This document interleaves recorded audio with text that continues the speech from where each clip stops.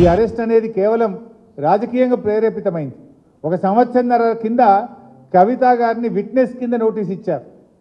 ఏడాది నట్టం తర్వాత ఇవాళ అక్యూజ్డ్ కింద మేము అరెస్ట్ చేస్తున్నామంటారు. అంటే ఏడాది నద్దం ఏం చేసిండ్రు మరి మీరు?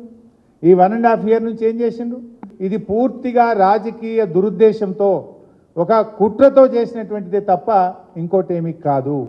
కవిత గారిని దర్యాప్తు సంస్థలు ఆధారాలతో సహా వాళ్ళు సేకరించి అరెస్ట్ చేస్తే దాన్ని రాజకీయంతో ముడిపట్టడం, ఈ ప్రభుత్వానికి బీజేపీకి సంబంధం లేని విషయాన్ని ఇవాళ హరీష్ రావు గారు బీజేపీని అంటగట్టే ప్రయత్నం చేస్తూ ఉంటే, ఇవాళ మీరు నిజంగా ఆ కుంభకోణంలో భాగస్వామ్యం లేదు, ఆ కుంభకోణానికి సంబంధం లేదంటే న్యాయస్థానాలు ఉన్నాయి, న్యాయస్థానాలు ఆశ్రయించండి.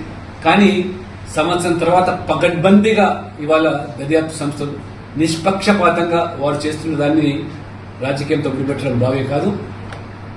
చట్టం తన పని తను చేసుకోబోతుంది. తప్పు చేసిన వాళ్ళు వదిలే ప్రసక్తి ఈ యొక్క చట్టానికి లేదు. వారు ముఖ్యమంత్రి బంధువులైనా, ముఖ్యమంత్రి కుటుంబ సభ్యులైనా తప్పు చేస్తే శిక్ష అనుభవించాల్సిందే.